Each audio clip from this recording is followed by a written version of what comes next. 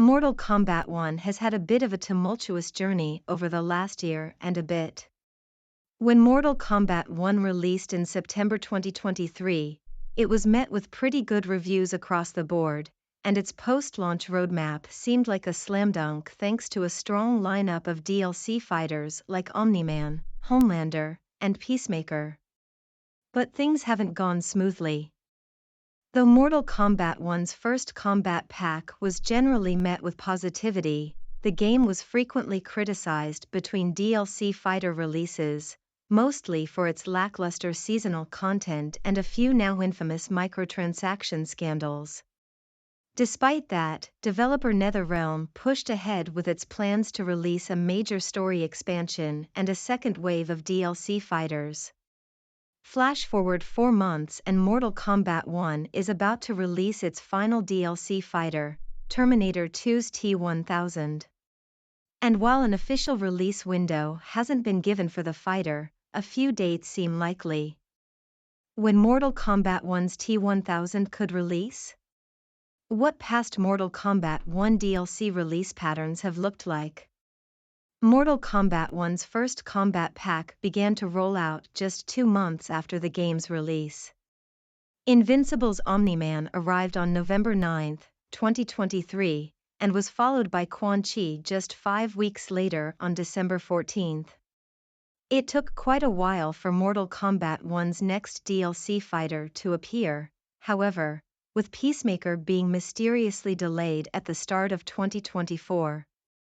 The DC anti-hero eventually arrived on February 28, just under 11 weeks after Quan Chi. The rest of Mortal Kombat 1's first combat pack arrived at a much more consistent rate.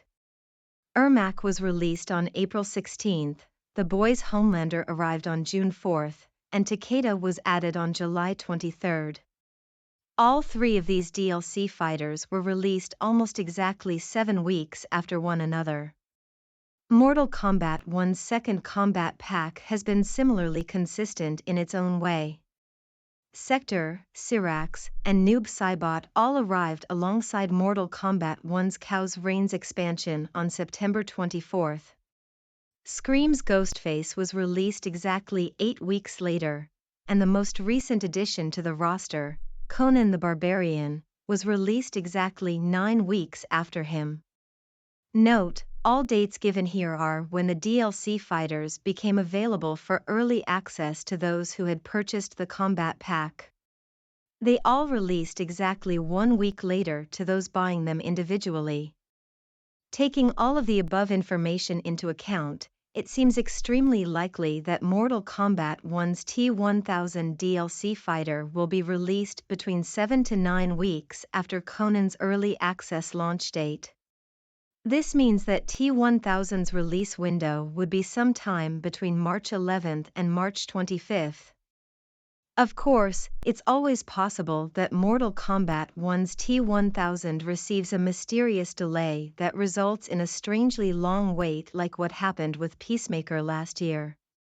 But with T-1000 being Mortal Kombat 1's final DLC character, at least for now, it's likely that NetherRealm will want to end on a high note, and that would require the character to arrive within a reasonable timeframe.